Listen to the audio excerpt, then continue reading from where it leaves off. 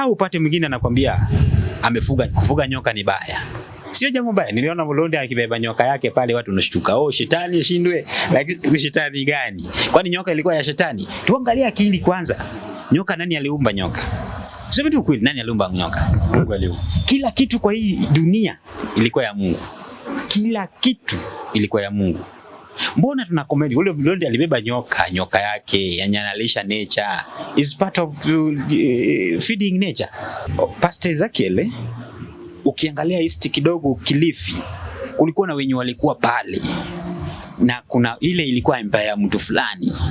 Na jinsi alikuwa mgeni na sio mtu wa pale, akaingia pale na throne yenye sio ya pale, akaanza control the whole region, akaingia extend territory yake. Na aliingia pale kama hao waganga walikuwa nalala, ama wenye walisema waganga wote. Umejua kila pale utapata kama kuna mtu mmoja ana control hiyo in spirit. Even here there's somebody is controlling this region spiritually. Like sasa tunasema for example kama Olonde alikuwa na control that, vile inasemekana ana control that Kilifi area, aliingia kama Olonde alikuwa nalala. So now umejua vita ikishaingia na umepata kama ulikuwa nalala, itabidi utafute tactics zingine, uamke step by step ndio uanze kupigana vita. Mtu akikuamsha kama unakuwa unataka kupiga, sasa ndio maana alipiga wale waganga wote. Hello beautiful viewers, welcome back to another episode right now, right here on Passion TV. My name is Dr. Thomas. Na if you are joining us, thank you so much for joining us. Kuna ile button ambayo iko pale chini imeandikwa subscribe. Click that subscribe button. Wakati you click utapata kwamba inakuletea alama ya kengele. Pia click on that bell icon to ensure that you be the first one to get notified once we upload something new right here on Passion TV. Leo tuko na mgeni ndani ya nyumba na nataka mwenyewe atuambie labda yeye ni nani na yeye hufanya nini. So karibu sana kwenye Passion TV. Asanteni sana. Kwa majina naitwa Nabigogo, wale wananitambua ama David Smith pale kwa Facebook account yangu. Mimi ni mtaalamu wa kuangalia hizi mafunzo ya spirit na mtaalamu pia kwa madawa za kienyeji. Natibu various kind of diseases with herbal medicine. Yeah, wewe si mgeni kwa hii channel. Kuna wakati tulikuwa na wewe ukieleza watu kuhusu madawa mbalimbali, ukaonyesha matawi, ukasema kwamba hii nyasi pia iko na inatibu magonjwa fulani ama shida fulani. Na baadaye umepotelea wapi? Watu wengi wamekuwa wakiulizia sana. Niko tu pale, unajua nikikuwa nikisafiri kuna wengi ambao wananipigia, tunaenda watutulia kazi zao. Kuna wengine wanasaidika, ilhali huwezi saidia kila mtu. Kuna wengine wanasaidia, wengine pia ujaribu. Sasa wale wamesaidika pia wapo.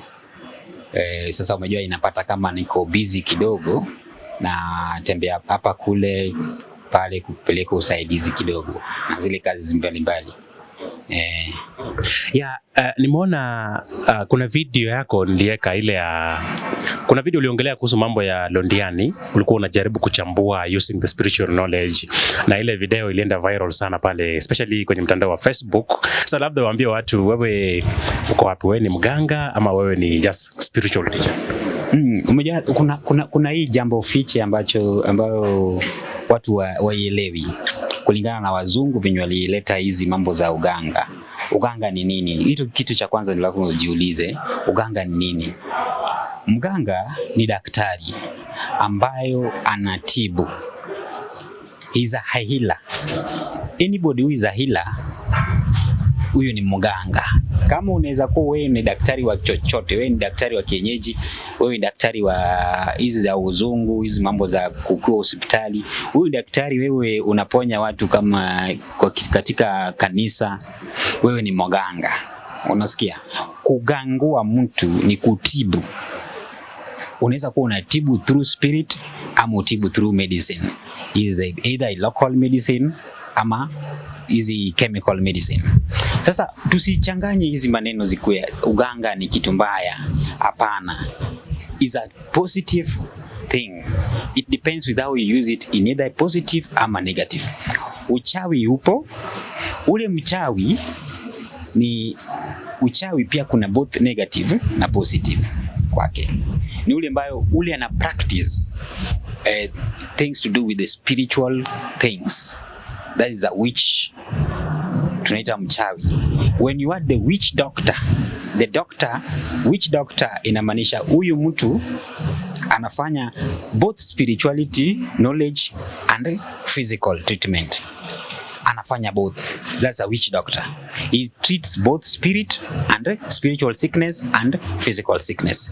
For only those who are treating this physical sickness, kwa wenye wako hospitali ni doctors. But ukiongeza mambo the witch, which is a craft. The craft itself is a science. It's a metaphysical science yenye it deals with the cosmic science. Means that it deals with the spiritual knowledge. When you have that spiritual knowledge, you now don't become a doctor only. You become a witchcraft doctor. So the craft is a metaphysical science.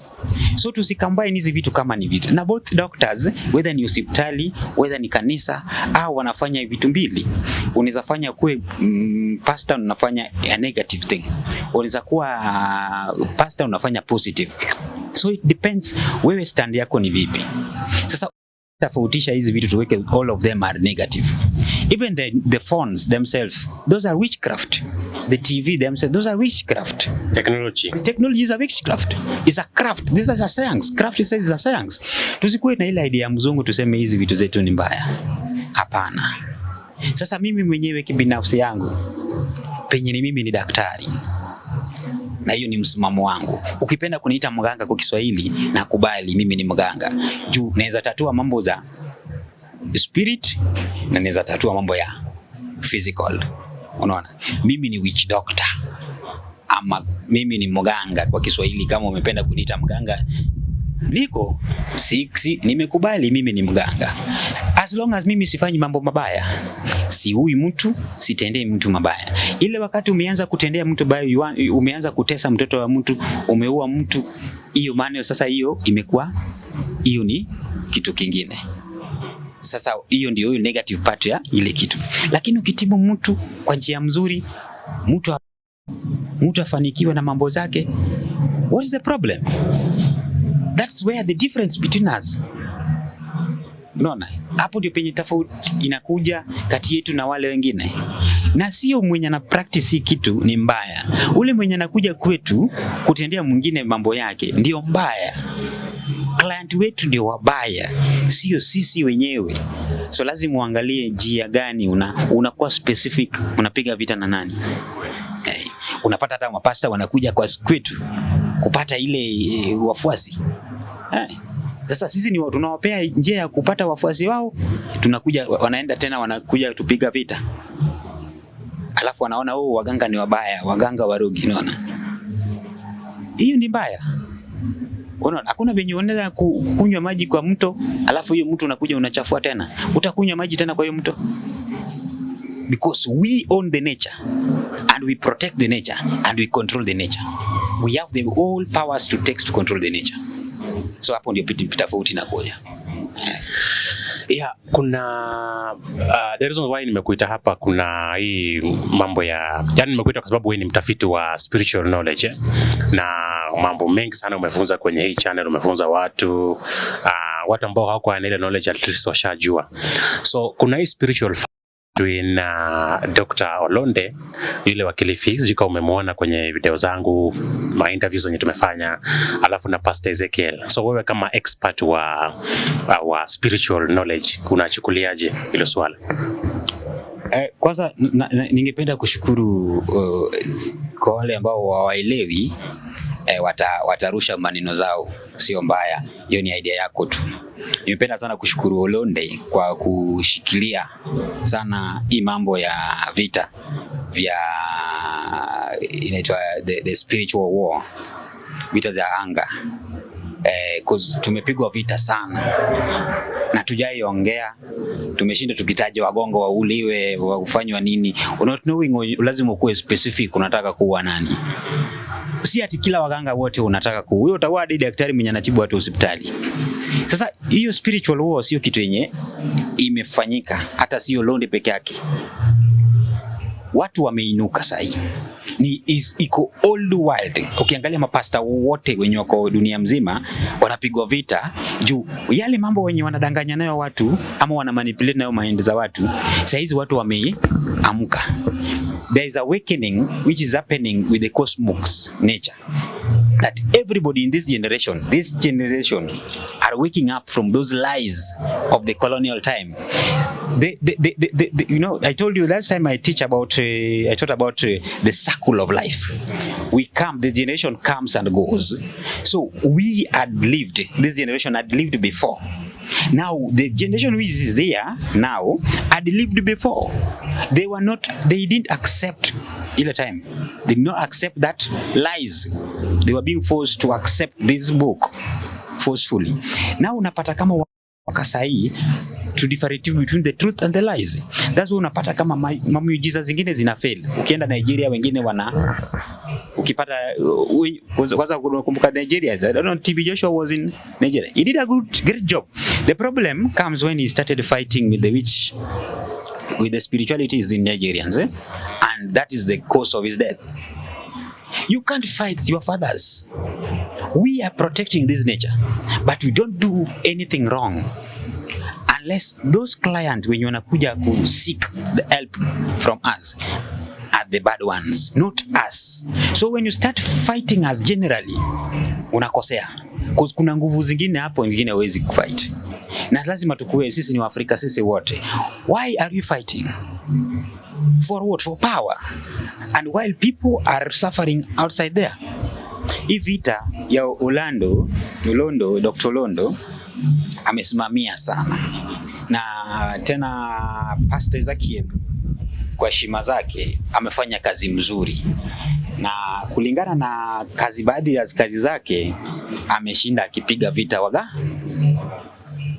na ukianza kuua watu kwa kanisa, wale waenda uwe waganga, wala waenda unapata mtu amechukua maji ameua nyanya yake. My friend, umeua. Kwa nature that is an offense. You should not kill. Na ukifanya hivyo ile dhambi uko nayo. Ukianza kuwa wewe ni mganga pia. Sasa siwezi sema sio mganga. Si muataki na muheshimu kabisa. Lakini ile ambacho ameanza kuua waganga kila mtu hayuko specific ni nani amemkosea na nani anakosea watu specifically. Lazima kuwe specific mganga mgani, sio waganga wote ni wabaya. Na uganga ni nini? Lazima kuwe tofauti uganga ni nini. Sio waganga wote ni wabaya. Sasa ile stand ya Olonde kusimamia waganga means we are defending his fellow people. Is protecting his territory. In fact, chanzo cha kwanza kimefanya naweza sema imekosani sana. Umejua hakuna kila pali, kwanza inaanza kwa kila kifamilia kuna ile mtu anazaliwa kuwa anaongoza. Anaongoza kwa ile kifamilia, anaongoza katika community. And there's also somebody who is protecting the whole region. So Pastor Ezekiel, ukiangalia east kidogo Kilifi, kulikuwa na wenye walikuwa pale. Na kuna ile ilikuwa empire ya mtu fulani. Na jinsi alikuwa mgeni na sio mtu wa pale, akaingia pale na throne yenye sio ya pale. Akaanza kucontrol the whole region, akaingia extend territory yake. Na aliingia pale kama hao waganga walikuwa nalala ama wenye walisema waganga wote. Umejua kila pale utapata kama kuna mtu mmoja ana control hiyo in spirit. Even here there's somebody is controlling this region spiritually. Like sasa tunasema for example kama Olonde alikuwa na control that, vile inasemekana ana control that Kilifi area, aliingia kama Olonde alikuwa nalala. So now umejua vita ikishaingia na umepata kama ulikuwa nalala, itabidi utafute tactics zingine, uamke step by step ndio uanze kupigana vita. Mtu akikuamsha kama unakuwa unataka kupiga, sasa ndio maana alipiga wale waganga wote. Though he's doing a great job, but the great sin he did, starting fighting these witch doctors, these spiritualities, without any being specific. Being specific ni who na ni nani unapiga na nani amekukosea. Sio wote ni wabaya, Pastor Ezekiel. Like people are criticizing waganga wote wakufe, waganga wote wasikufe. Sio waganga wote ni wabaya. Wanasema wakufe na wanakuja kwetu usiku. Wanasema wakufe wanatutembelea, wanasema wao mapasta ni wabaya. Na wao mapasta wote wanakuja huku kutafuta power kwa hao waganga. Mbona tunajidanganya? Sisi ni Waafrika, tuko na nguvu za Kiafrika. Tusiingilie na zile vitu za nini. Na umejua saizi Afrika sahi wameamka. And people, I'm saying this and I'm talking this with confidence that in coming 2030 kutakuwa na wachache ndio waona kanisa. Watu wataomba kwao manyumba zao na watu watarudi kwa ile kimila zao. Waombe kama Muafrika na wataachana na hii nini ya uzungu, hii dini ya uzungu yenye Mungu yao ni mweupe, watawarudishia. Na waanze kuomba na waanze kurikogo na zile mababu na waanze kurikogo na zile culture na tradition za Muafrika. Sasa vita hata kama ule anapiga, ule ndiye alileta vita yake. Yeye ndiye alisababisha vita zake. Juu kila sehemu anapigwa vita. Alienda Kisii akapigwa kule. Sasa nikuulize, Tanzania mzima sio mbaya, alivuruga Tanzania. Si ya kwanza alienda akavuruga Tanzania. Unadhani wale waganga waliamka? Walilala tu? Wewe ni nani unavuga? Kwa watu wao na unawageuza kwa njia nyingine. Umejua kama wewe angekuwa mtu mzuri kupona watu, kama anapona watu angeendelea kupona watu, lakini asifungue vita ya kuua binadamu. Hapana, hiyo sio mzuri, hiyo sio halali. Kwa nature doesn't accept that. Starting killing your fellow men. Umejua is like tunakuliana sisi wenyewe. Na umejua tunafaa tuungane sisi pamoja. Nikiwe niko na idea fulani ya kuponya mtu fulani, na kuna mwingine nasikia pale kuna idea fulani pia kuna kipaji yake. Umejua siwezi kuwa na kipaji the same. Kila mtu tumeshindana. Kenye najua uwezi kuwa unajua, kenye ule mwingine anajua. Na tukiwa kama Mwafrika, sisi kama Waafrika tuungane pamoja, tushikane mkono na tuendelee kusaidia hao watu. Hao watu wako wengi, yenye huwezi saidia peke yako.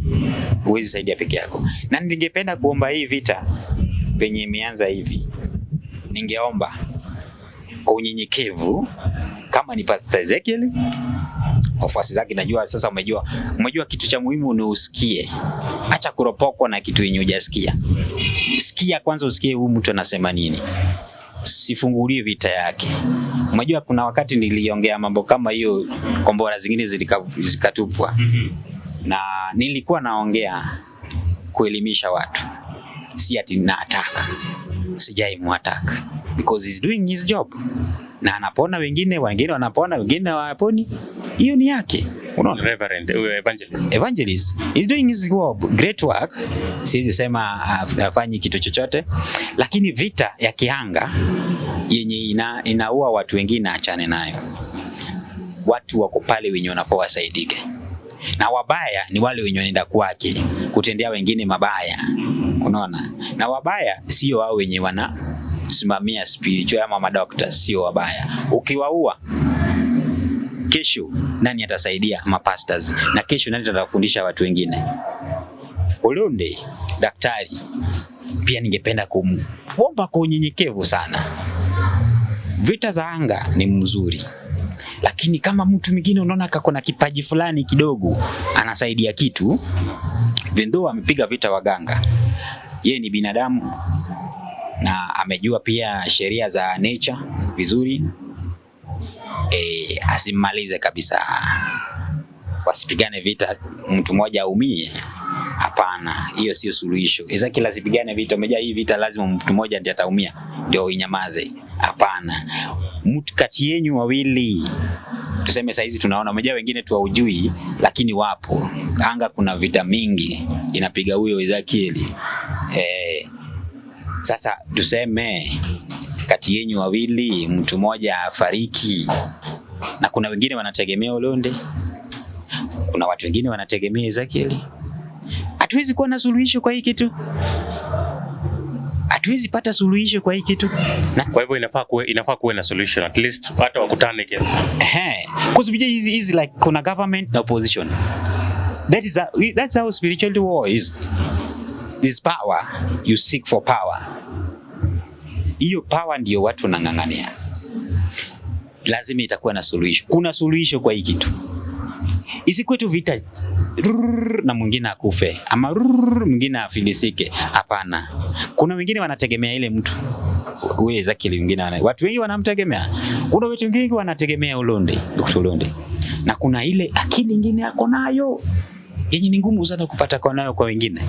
Imagine kama mwingine amekuja amempiga vita akamua, atakufa na ile akili na ile hekima akufe nayo. Kuna akili nyingine Ezekiel ako nayo yenye wengine hawana. Imagine mtu amempiga vita akufe. Nani atapata ile kitu? Atafariki na ile kitu. Hii kitu ikweza suluhisho.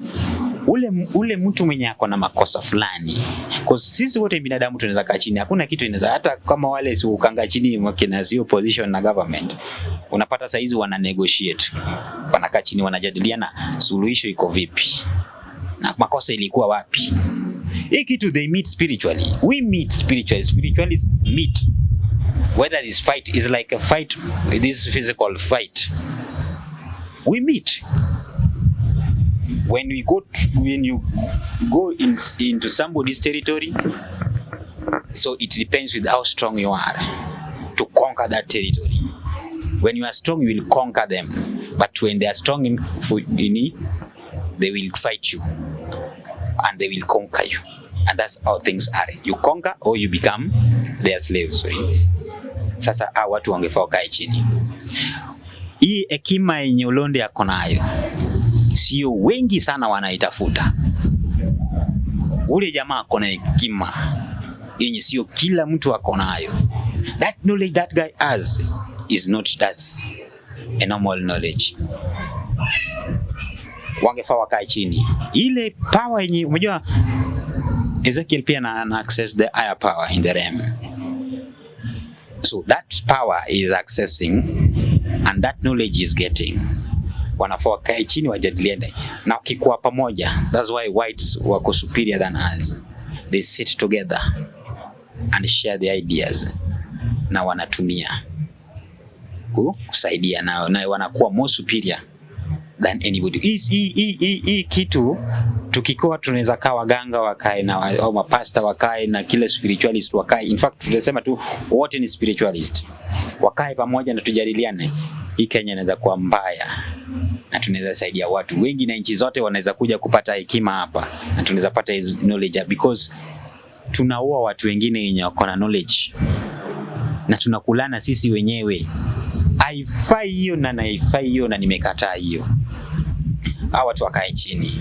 Despite all the differences wamekuwa nayo, despite how painful mwingine amefantendia mwingine, tukae chini kama sisi ni binadamu. Tuko na watoto, tuko na watu wengine wanatutegemea. Tuone hiyo nyuma. Wangapi wanatutegemea nyuma yetu na wangapi watatutegemea mbele yetu. Tukae chini tuachane na hii vita. Na mbona tunapigana? Tutapata nini after hii kupigana? Wakikaa chini watengeneze idea, they share the ideas. Kwa nasema nilisikia daktari akisema mwenye alipea huyu nguvu ni mwanafunzi wake kutoka Kongo. Ni kitu jambo mzuri kabisa. Sasa ule ni mwanafunzi wake na huyu sasa ni mjukuu wake. Ezekiel kama mjukuu wa Olonde. Mbona unapiga mjukuu? Though siwezi mlaumu Olonde. Siwezi mlaumu hata moja. Vita ilianza na Ezekiel. Alipiga babu. Mbona unapiga babu wako? Juu pale ndio the source. Unaona? Ukipiga babu yako utakunya maji tena kwa aji. Ule mjukuu wake atapata maji wapi? Haifai hiyo. Tuache vita ya waganga wapigane vita na hapana. Mtu akifanya kitu kibaya anafaa akue ajijajie yeye mwenyewe. Wamjaji yeye mwenyewe. Sio ati generally wote ni wabaya. Waganga wote wakufe. Hapana Ezekiel yeye. Ezekiel hapana. Hiyo utatuua. Na tukikufa. Unajua hiyo utatuua bwana sisi wote. Tuseme tu kweli hata wadaktari wanywa hospitali watakufa. Hapana. Wewe ni binadamu. Kwa hiyo wasijumlishe ati kwamba waganga wote. Nimeingia Kisii waganga wote wajisali. Hapana. Hakuna venye mimi mwenyewe naweza kuwa slave kwa mtu mwingine, na nikuwe slave kwa miungu yenye sio yetu. Kiafrika kama funzo ya babu, haifai uinamishie miungu mingine kama sio ya kwenyu. A foreign god should not be accepted to conquer your own God. We have different gods according to African traditions. So foreigners haifai waingie kwa internal gods. So we have the internal gods which protect the internal affairs. We have the external gods which protect the external affairs. Like saizi tuko na government, president moja mwenye analinda Kenya. Tuseme for example Waganda wakuje wakutukonga. Tuseme for example tuko under hawa Waganda, president ya Uganda anatukonga. Na sasa president ile Tanzania wamekuja kutuattack. Unajua hii hawa jeshi wa hii Kenya, hawa Kenya hawatakuwa wanafanya chochote. Ni wajeshi wa Uganda ndio watakupiga vita. Ndio walinde hiyo territory yetu. Haya, sisi kama wa Kenya tukianza vita kwa kabila, Wajaluo wapigane na Waluya. Wale wajeshi wa Uganda hawataingilia, juu watasherekea. Juu hiyo ita weaken our strength. Unaona? Watafurahia vile tuna weaken strength yetu. Hawataingilia. So you must have the internal God that protects you. Is when even if you want you go outside there, you acquire the external one which protects your external affairs. There's no problem, but don't break your internal God. Ile ya kuvunja madhabahu ya kwenyu, utakuwa umefanya makosa sana. Ukivunja madhabahu mwenyewe unaenda kuvunja relationship yako na wazazi wako, relationship yako na mababu zako, which is not good. You will be weak and you will be a slave for that person who is controlling. The more you pay tithes to that church, the more you give that church, that altar, strength. The more people pay tithes into that church, the more power that altar gets. The more people pay tithes in your altar, the more strength you get in your altar, in spirituality, on the realm. The more forgetful, or the more you forget your own altar, the more weak you become. Anybody can manipulate you, anybody can rule you. Because we as Africans, we were born kings and queens. And kwa hii spirituality tuko na different.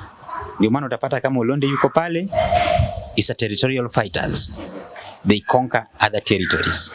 Na kuna those who come to make peace. Like me, my work as a spiritualist is to bring peace and to heal. I don't conquer. I don't conquer at all. I only heal and make peace with other territories, with other kings. I sit with the kings and negotiate. I sit with kings and mediate and bring peace. I don't conquer. Ezekiel, in spirit, they conquer. That's why he has more fights. He conquers. The more he conquers, the more he gets more power. The more territory he conquers, the more he gets powers. The same to Olonde. So we have different categories because we were born kings and queens. All Africans, most of them were born witchcraft, witches and wizards. You cannot accept that. Either in your family there was a witch, which follows you in your generations, and in your DNA there's a witch. There was a wizard. Kuna wengine wako na wenye wanafanya urogi au kumbia usiku. That's also another DNA. Au urogi wenye nini. Now imagine kama wale wanarienta warogi, the night trainers, in African tradition, they are not bad people. If you catch them, you don't even mention their name according to rural tradition. Au ungeweza kutoa alikuwa nani ndiye alikuwa anaroga usiku. Hapana. You leave them alone. They will bring for you something to shut up your mouth. Wangeweza kuuliwa, wangeweza kupigwa. Because kwa nini? Hao walikuwa wanafanya part yao. Because they don't kill, they don't steal, They just do their own work at night and they go. Sasa ukiwashika kama hao, unapata wengine wanaenda kuwaua. Anachukua maji huko anaenda kuwaua ushago, which is very bad. You are killing your own self. If you start killing your own, you will be killed. Your own will kill you. Don't kill your own. If you kill your own, my friend, your own will kill you. Ukipata wale wenye walikuwa nafanya hizi wananyamaza tu. Tumejua tu huyu jamaa naye anakimbia usiku na they don't talk. Na unapata kama hiyo iko kwa generation ya watu. Hata if you don't do it at night, kuna wengine wanaifanya but they don't know. Si kwa Kiswahili wanahitaji au kupiga macho hii kupiga picha. Sila kwanga wanawake hata wanaume wapo. Wanaume pia wanarusha. Umejua kwa tradition ya Luo ungeweza kuoa mwanamke na wewe kwenyu nyinyi ni mnapiga picha, mnakimbia usiku wale night runners. Lazima wewe mwanamke mwenye pia anapiga picha ya ile ya macho is when ndio mnaweza zaa. Bila hiyo akioa mwanamke mwenye apigi chochote wanamgeuzia ile kitu na utaanza kupiga automatically. Ndio mtapata watoto, ndio mtazaa. Bila hiyo hamtazaa. Sasa wote bwana kwa anapiga, mwanamke pia kwa anapiga. Na mnakimbia usiku wote. Sasa ile mtatolewa mkimbia usiku ndio mpate mimba, means lazima mu engage spiritually first. Sasa walikuwa very keen place unaoa. Ungeweza uruhusiwa tu wewe tu kwa bomesikizi tunaoa town. Ujui nani ametoka nani. So they know the history where you're going to marry. Wakijua wewe wanajua tu hisi yenyu, yani sisi pale ni wale wanajamaa wanakimbia usiku. Lazima wakutafutie mwanamke mwenye anapiga picha. Hiyo boma yao pia wanapiga picha. Ndio mtakuwa mnaweza za ile damu yenu ina rhyme. Sasa hii hata kama wale hao kwa wanachoma vile sasa makisi wanachoma wengine. Si ujiulize.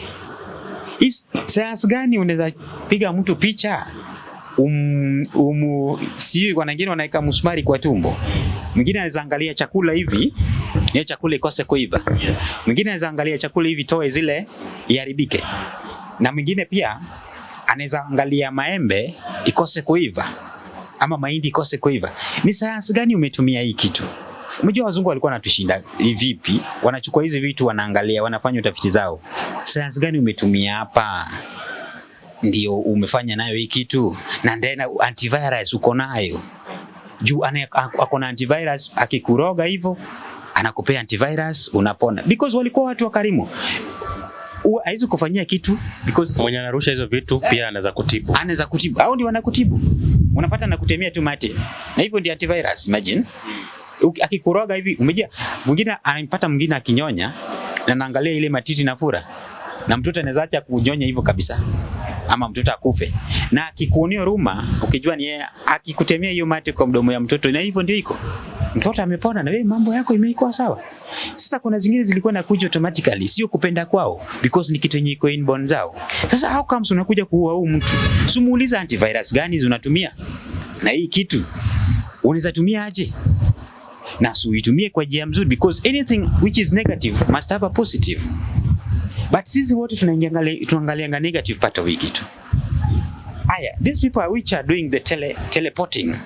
Teleporting is the traveling. I think is the traveling spiritual traveling at night. Uko hapa na unajipata uko Mombasa, uko hapa unajipata uko Malindi, uko Nakuru, uko Nairobi. Unafanya shughuli zako huko. Ni science gani? Watu kumejua walikuwa na travel na uteo, bado inafanyika hadi saa hizi hao wa Tanzania. Kuna wetu pia wanafanya hii kitu usiku. Unakaa kwa uteo alafu unakaa kwa uteo unatembea. Ni kama unaendesha tu kama unaendesha hii. Na hii teleporting is the same thing like when mtu mwenye alidiscover aeroplane traveling. Because you travel through air. Kuna mwingine anaweza kaa hivi inapotea. You appear and disappear again. Which science is that? Why can we wake up Africans na tujiulize? We had so many talent and so many cultural practicing. Mbona tunazika hizi vitu na wazungu wanazitumia into physical things? These old ideas zilikuwa imetoka in African societies and African cultures. huyu mtu mbona anatoka hivi, unapotea nini? Science gani umetumia kupotea? Because they were hiding their physical body. Because our body has almost 4 layers. 4 layers. We have the spiritual, the astral, we have the silver, the shadow, the mirror. These bodies, you can transform them. That's why Africans, they did not fear death. This was just a transformation of another body. And you go to another body, after a cycle like that, you come back again and live as a normal human being. You are being born again, and you grow and you die. And that's how the concept. Na sasa hii sasa tunataka kuua watu wote shwari. Not knowing nani amefanya makosa. Na hawa client wenye wanakuja hapo ndio watu wachawi kabisa. Unaona? Hawa watu wenye mnakuja mnawaombea hapa, wakitoka pale kwa ile kanisa yenu wanaenda kufanyia mabaya pale. Unapata mtu anakuambia ameokoka, na hata hii tu kuku ya jirani yake ikiingia kwake anaua. Mtoto ya jirani yake akilala njaa ashughuliki. Uokovu ni nini? Kama wewe mwenyewe hutaki kitu ya mwenzako, uokovu ni nini kwako? Sisi tunapata pale ile elimu nyingine yenye si nyingine tunapata hii. Hii ya kupea watu kanisa unaenda kulipa sadaka, you pay tithe, and you think that you are bribing to go to heaven. My friend, you are going nowhere. Let us not cheat. Na hata nikisimama sasa, ile vita ikitokea, sio vita ya Olonde peke yake. Kuna ukweli pale inaingia, watu wanauziwa hope. People are buying hopes which are not helping them. Na hii hope is just for a short time. In spirituality, healing, the concept of healing was just practical things. You take this because it's a science, and this is a reaction.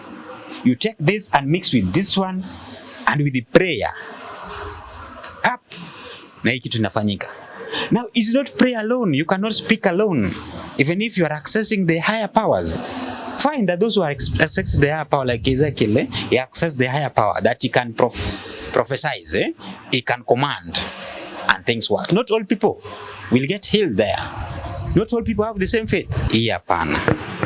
Lazima tu. Hata kama naona kama ulienda ame-stand firm kuokoa hii kitu. Because na saizi mapasta wote hii ndio kenye wanajaribu kupigania. Vunja mabadhabao ya kwenyu. Vunja wachawi. Warogi.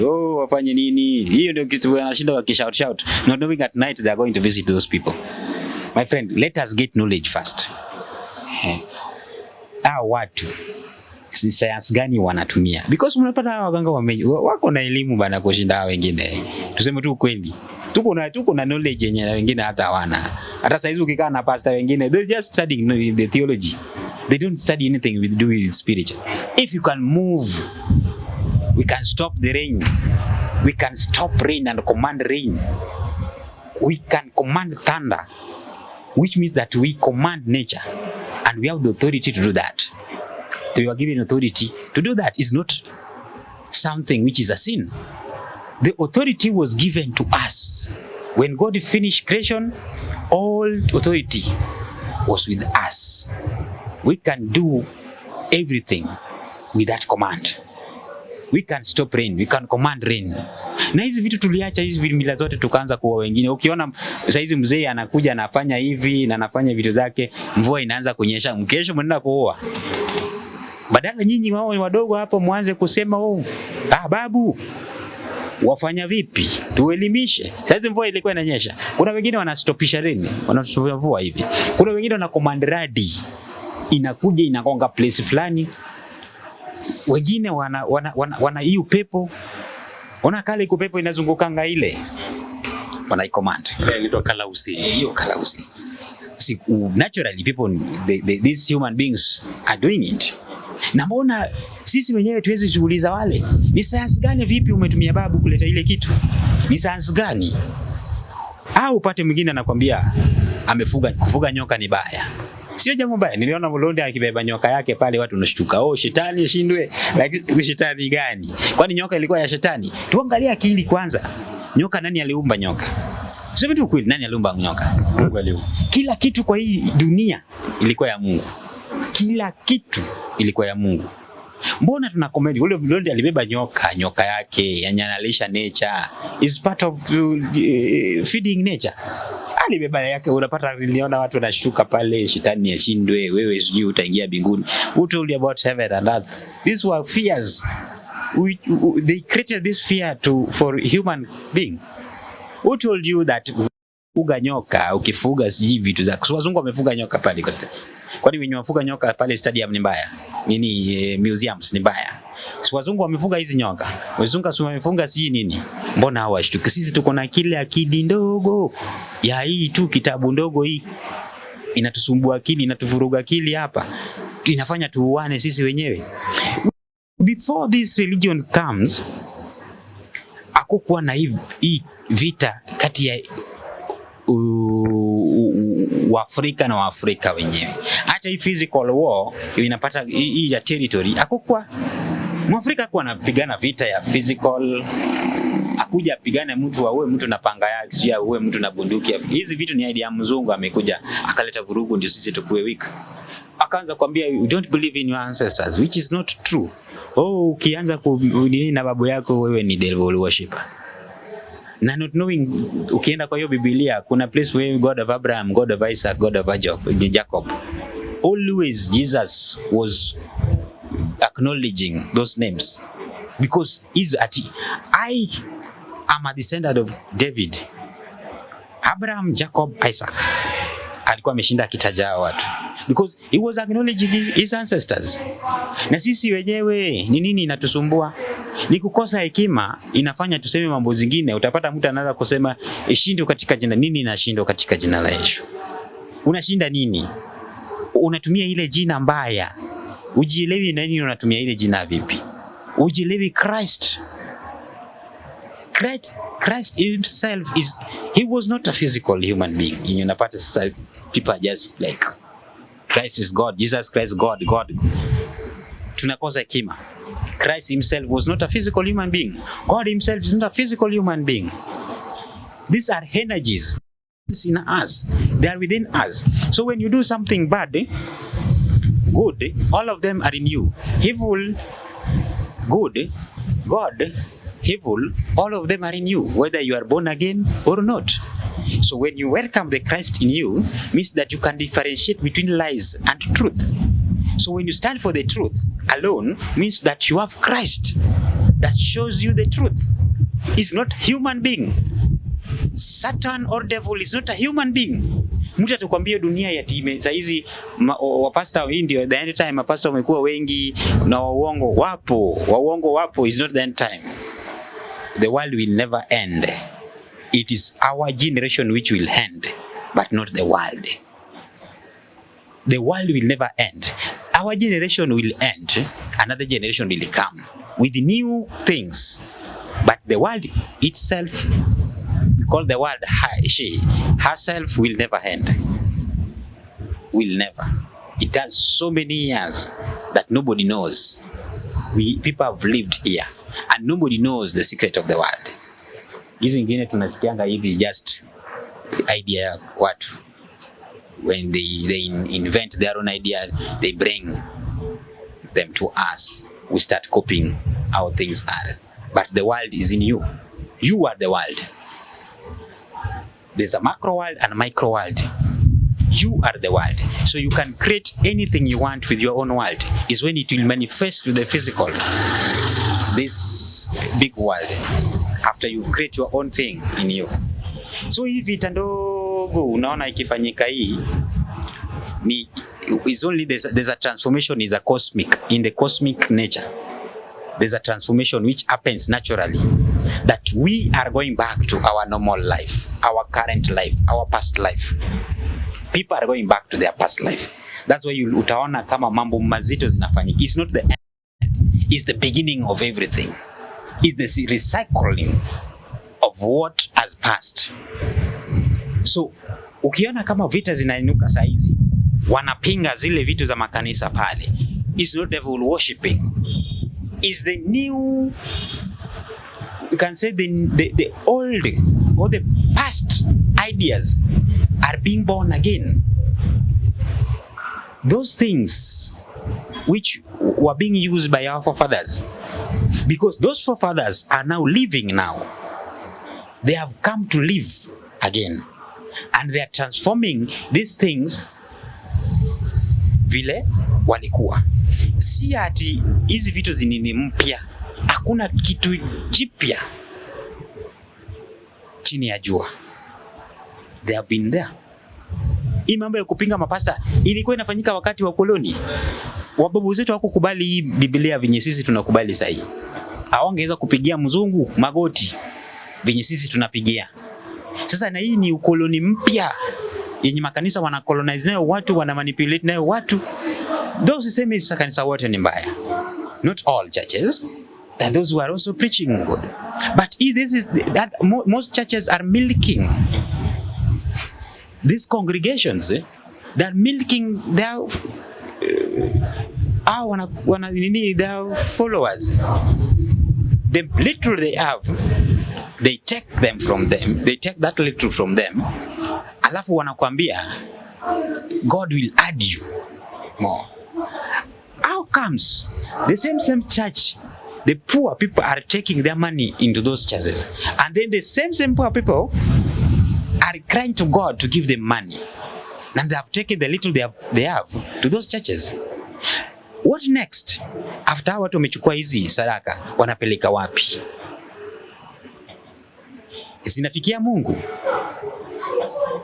Mbona unapata mapasta wanaishi mazuri na washirika wana struggle to get a living, wana struggle to get what they eat, lakini hao wanaishi vizuri? Hatupingi wala tupigani vita watu wengine. We are just standing for the truth, because these people, hao washirika pia ni mandugu zetu, ni sisi, ni wazazi wetu. Mbona wana manipulate mind za watu with false promises, false miracles, and they milk the little they have without doing for them practical things? How can somebody tell you that you will get ill just like that without taking any medicine? It's not logic. Scientifically, it's not logic. There's a reaction that should happen for you to get ill. You take a chemical and mix. Does not mean you take that. Even Jesus himself, when he was healing that blind man, he used chemical reaction. Alitema mate pale chini, which is saliva is a chemical, mixed with sand, a chemical. Akafanya hivi akapaka. He was doing something practical. Hakuna miracle yenye Jesus alifanya yenye sio practical. Turning water into wine. First wale walikuwa na nini? Wakamwaga maji. Bread. Wakafeed 5,000 people. Walikuwa nakuuliza uko na nini? Tuko na mikate siji 2, siji mikate 5, kiwawili. Alidabo zile vitu because lazima you have something in your hand. Na do that thing, afanye ile kitu practical ways. Sio ati unakuja from nowhere na vitu zinafanyika just like that. It's not practical. In physical thing, in physical eyes, we need something practical. So even if you do it in a spiritual way, it must manifest itself in a physical form, in a practical way. You can do it in a spiritual form that we cannot see, but those who are having the spiritual eyes can see. But it's a practical things also.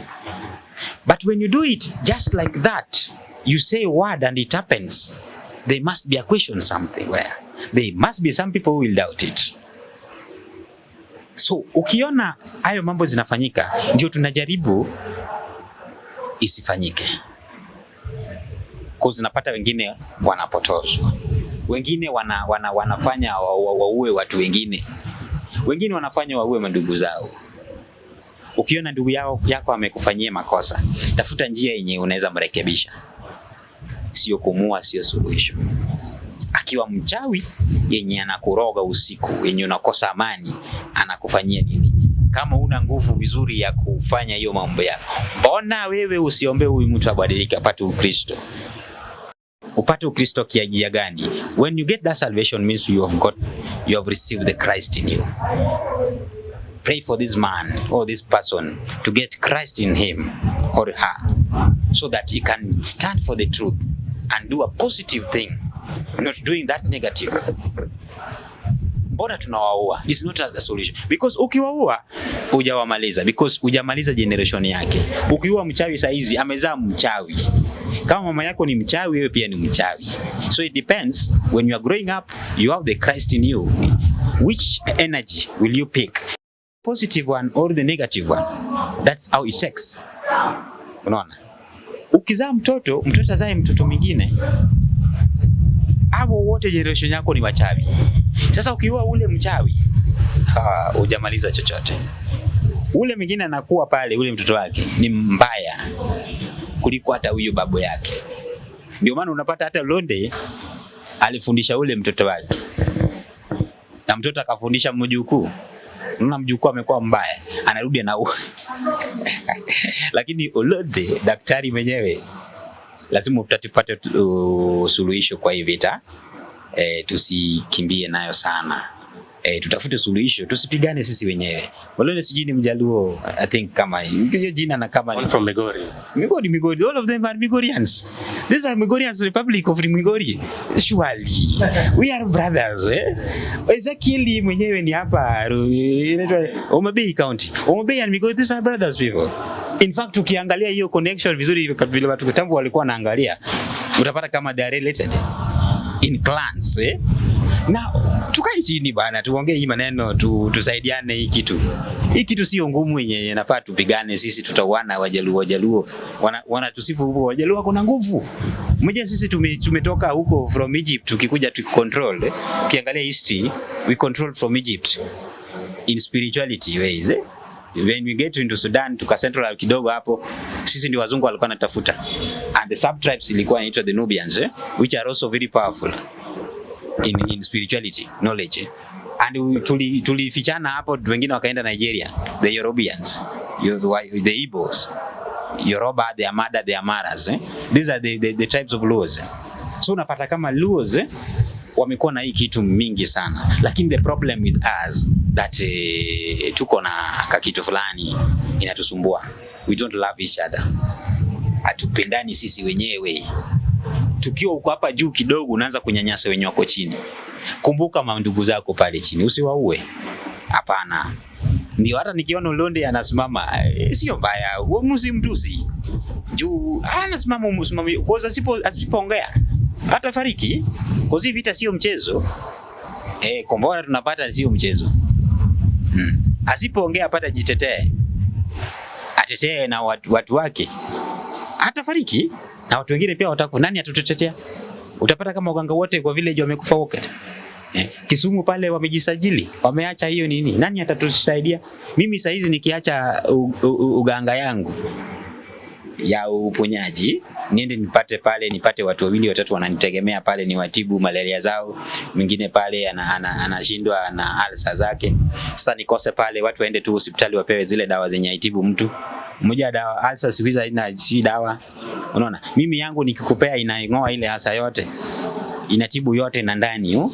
Sasa ukiniua mimi, sasa wenyewe wananitegemea pale, wataumia. Mimi mwenyewe ule mwingine Ezekiel akiuliwa, wenye wanamtegemea those 40,000 people wenye wanamfollow wataenda wapi? Nani atawasimamia? Si itakuwa wanatucheka. Wajaluo na ujua tumeshinda tukiuana. Hata government, serikali wametuua wengi sana from kitambo. Sasa hizi hata huyu serikali nyingine wanatuua bado kwa hii maandamano. Sasa sisi tutakuwa tunashinda tunauana na wengine pia wanatuua. Hatuwezi kaa chini na hii kitu kidogo hivi tutengeneze hii kitu. Bana Ezekiel, Olonde, hata wanajuana. I hope wanajuana in spiritually, hata kama si physically. Even if physically wanajuana. Mbona waizi ongea pamoja na hii kitu watatue? Ile nguvu yenye Olonde ako nayo kidogo amsaidia na wengine. Ile Ezekiel ako nayo kidogo, juu Olonde hana wafuasi, Ezekiel ako na wafuasi. Olonde ako na nguvu zake, Ezekiel yenye anaweza shinda Ezekiel kama hivyo. Sasa hii nguvu kidogo hii amsaidie pale, amwambia hapana. Ndugu bana, tuache hii vita. Tukae chini tujadiliane, tuone vile tunasaidia Mombasa. Na wakimaliza Mombasa wakuje wasaidie Nairobi. Wakimaliza Nairobi wakuje wasaidie Kisumu. My friend, wakitoa na hakuwe watoe watoto wao pia wenye wamejifunza, wakaelimisha. Imagine unadhani hiki kitu itakuwa vipi? Unapata hii Kisumu, the Luo nation watakuwa wapi? Watu watakuwa wanatusikia, even the Ghanaians wanasimamanga pamoja. Utapata kama there's a day wanakuja wana celebrate the witchcraft days, the spirituality days, wanakuja wanasanyamba, they do sacrifice pamoja. Unaona? Does not mean that they are worshiping devils. We are doing one thing. We serve one God. It only depends with how you do your own work. Is it a positive, or you have mixed it with the positive and negative? That is the difference. But we are serving. Uwezo asikwambia wachai waombi Mungu. Sisi ndio tukiomba tunaomba by friend, my friend. Dunia inasikia. Tukiomba mbingu inatingika. Mimi babu yangu akiomba hivi, utasikia radi inatoka. Akiomba akitaka kusimamisha mvua, pasta ngapi wanaweza saa hizi niambie pasta gani anaweza itisha radi? Na hiyo alikuwa anasema ni devil. Kama radi ilijengwa na Mungu, iliumbwa na Mungu, mvua ni ya Mungu. Mbona tukifanya hizi vitu tunasema hizo devil worship hizo? Hiyo ni idea ya mzungu, anakuambia ndio usifanye nini zenyu. Sasa kama tumeacha hizi zote utamaduni zote, na kuji na hii mapasta na kujanga toka. Hizi shetani mnatoanga zinaendanga wapi? Zetu tukitoa tunaingiza kwa kuku. Tukitoa tunachinjia kuku. Kuna zingine tunaingiza kwa kuku ama tunachinjia ng'ombe. Nyinyi mnapelekanga shetani mwenyewe. These are spirit. Why is it kwa buildings? Spirit does not stay in the buildings. They stay in a living thing. Ikiondelewa kwa binadamu na kuna mnyama fulani nafaa iende, my friend, itaingia kwa another binadamu. Sasa uenda kuomba kwa ile kanisa, unatokana na mashida mingi. Pale uko pale kanisa, leo umejua umeumwa na kichwa, kesho ni mgongo, sijui tumbo. Na umeenda kuponya. Umepona kichwa lakini tumbo ndio hiyo. Ile ya ule mtu akianguka pale inaingia kwako because your faith is not strong. Inafaa specifically mtu akitolewa hizi vitu, kuna mnyama which represent the house of this spirit, because they also dwells in a living things these days, and we negotiate with these spirits. Kuna spirits you cannot fight. Sasa wale wakitoa wanazipelekanga wapi? That's the question, because even Jesus himself ile time alikuwa anatoa ile shetani kwa ule jamaa, alisema unatupeleka wapi? Akaingiza kwa nguruwe, na nguruwe wapi? The end ni baharini. Unaona? So lazima ikuwe kitu yenye wanaika na waende kwa baharini. Ndio maana unapata kama everything happens in water. Water is like a mother. Nature, it welcomes everything. So spirit stays in water comfortably. That's what unapata kama there is baptism happens in water, with the water. And there's so many things we use water. Water is everything. No. Sasa tukianza kupingana na hizi knowledge wameacha huko nyuma na vile wanaendelea hivi, na wanaua hao wenye wako na hizi knowledge, wanaua hao watoto wetu na majukuu, watapata knowledge gani? Na hizi wanaua knowledge and they bury them. We should sit down and negotiate. Me, I'm ready to negotiate with anybody. In fact, I'm coming to pay a visit to Dr. Olonde very soon. Yeah, I'll come to pay a visit to you. At least we talk. Unielemishe kidogo. Juu ule umejua amekaa kwa industry miaka mingi. Siwezi compare na yeye. Unaona? Yeye amekaa miaka mingi industry. Kuna mambo mengi amejua kuniliko. Tutafunzana. Tuelimishane. Itatusaidia kabisa. Na tusikuwe too ignorant that you cannot associate with such people. We cannot associate with the waganga. We cannot associate with this. It will reach a time, my friend, you will need help from those people. Penye popote imeshasindikana, you will need help from those witch doctors. So, ignorant might kill you. What you assume that you don't know might kill you.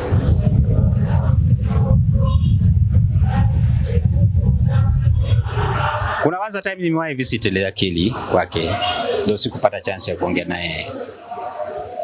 And I do visit these people also, because whatever you have can also help me.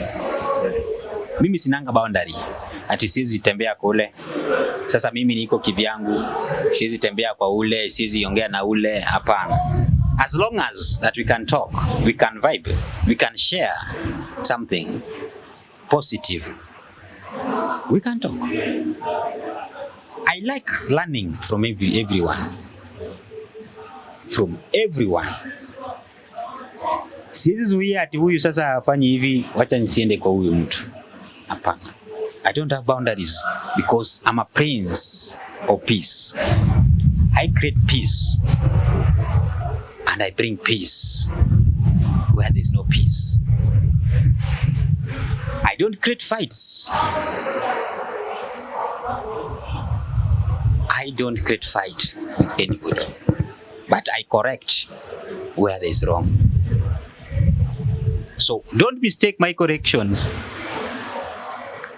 as criticizations. It's just a correction because there's a part which is right and there's some part which is wrong.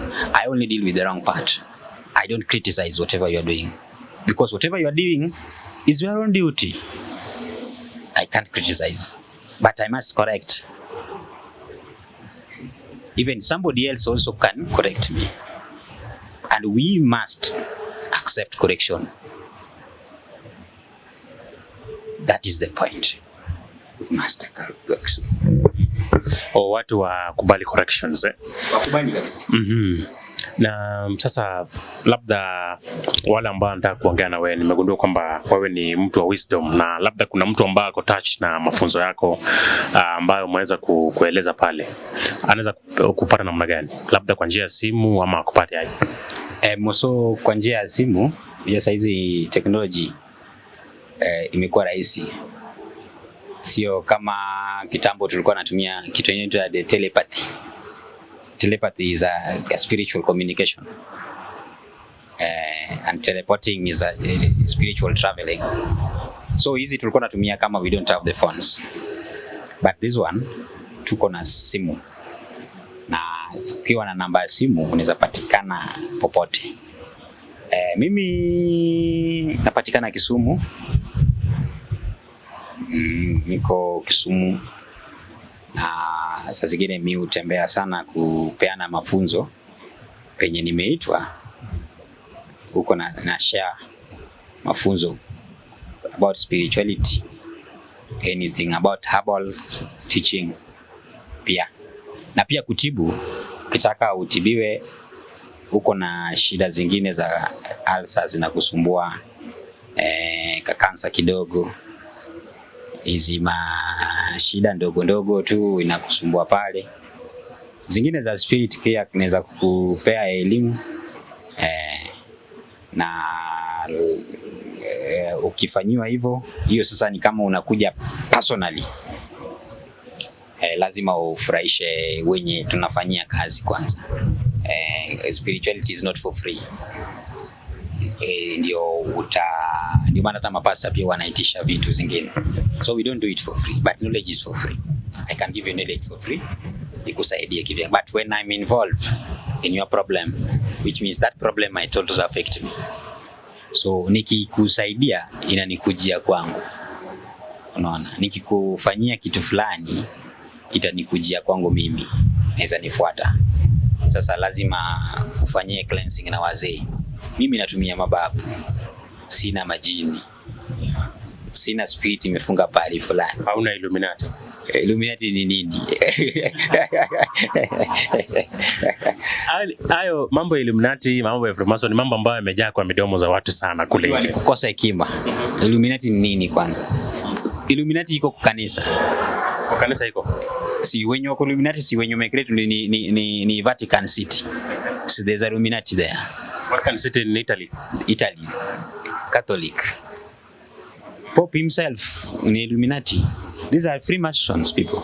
These are secret societies that deals with the secret knowledge that should not be shared with other societies. It's only for the specific people. And it was created to control the mass. When you have this knowledge, you can control the mass, and you can control people's mind. No. because knowledge is a secret. When you have knowledge, you can control the world with your knowledge. And that is what they find out. That if we have knowledge, that was the first thing, the Vatican City ilikuwa inaitwa the Universal Church. Walikusanya hizi knowledge zote ni religion na spirituality, wakazisunda zote kwa kanisa zao, na wenye walikuwa natoka pale walikuwa natoka pale na kitu fulani yenye wengine wajui. Mwisho generation ikizaliwa hawajui knowledge, because walikuwa nazima knowledge yetu, because the same knowledge we were getting from our forefathers. And walisema ili watu rule lazima wafiche na wakanyage ile yetu. Sasa tusisome ile yetu, na even this education system was just a bullshit thing. The new one of the old one. System education is a bullshit. Somebody created this system. Inaitwa who? Kuna ICPC, kuna 844. Wachana 844. The system, wachana sasa subsystems. The whole thing, the origin of the whole thing was just an American, with an Europeans.